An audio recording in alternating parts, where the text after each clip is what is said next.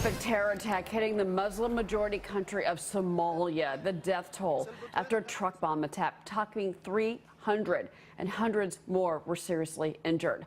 Now, while no terrorist group has claimed responsibility so far, this area of Somalia is often the target of al-Shabaab, that is an al-Qaeda-linked extremist group looking to overthrow the Somali government. So while liberals claim that President Trump's rhetoric is responsible for influencing terrorist aggression domestically, my next guest says attacks on Muslim-majority countries like this don't discount their arguments. American Islamic Forum for Democracy President Zuhdi Jasser is here. It's good to see you, sir, as always. Thank you, Cheryl. Looking at this most recent attack, what do you think caused the attack in this particular case? Well, I think we're finding around the world, Cheryl, that as ISIS gets squeezed in Syria and Iraq, the jihad brand is at risk. So all of the jihadists that want to get on this global bandwagon of filling in vacuums, be it in Yemen, in Libya, in Somalia, in Syria, Iraq, they want to sort of use this as recruitment tools. And what better recruitment, believe it or not, for these barbarians than massive attacks? So it's about the jihadi brand, it's about filling in vacuums, and contrary to the left's opinion and their ethnocentric blind characterizations on the left here domestically, they're lying. It's dishonesty to say it has anything to do with our rhetoric. And in fact, the stronger we are globally, yes, they might act out at the end as we get closer to decimating them, but it's really about internally what's happening within the House of Islam. Most of the people killed are moderate Muslims. Yeah, it's so unfortunate, this attack. You know, it's interesting because other Muslim-majority nations like Pakistan, Egypt, Indonesia, even Turkey, they've also been attacked just in the past 6 months. I mean, why aren't these attacks more publicized? I mean, liberals usually put the blame on American culture. They say that terrorists target our lack of acceptance and Western ideas. Is that the case here?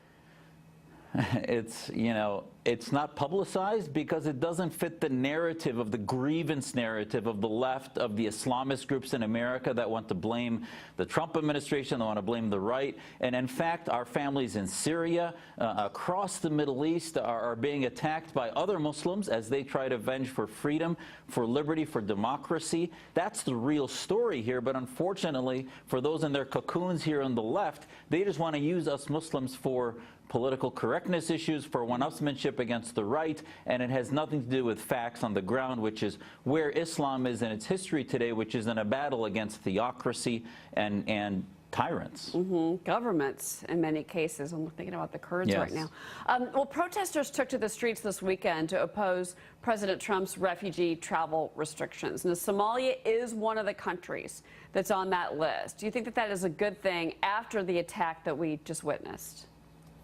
Well, what I think is a good thing is putting on a list. The president, our commander-in-chief, Cheryl, has a right to protect our country. People don't have a right to come here. It's a privilege to come here. So they should have a pause on countries that we aren't really trusting of the government's ability to vet who's coming here. Somalia, Yemen, Iran, Syria, and even North Korea was added, Venezuela. So there are countries on here that the countries are sort of in such array and chaos that we can't trust the vetting. Now, what I don't like is that it was permanent. We should have a time period, 6 months, 12 months, because we don't want to change what it means to be American. But certainly, we need to start having a vetting process that has a national conversation that we should let people come here that share our values, but not let those who are Islamists or theocrats that don't share our values. And nobody on the left really wants to have that conversation, so they just use us in their identity politics. Some powerful words from you tonight, Zuhdi. It's always great to have you on the show. Thank you for being here. Anytime.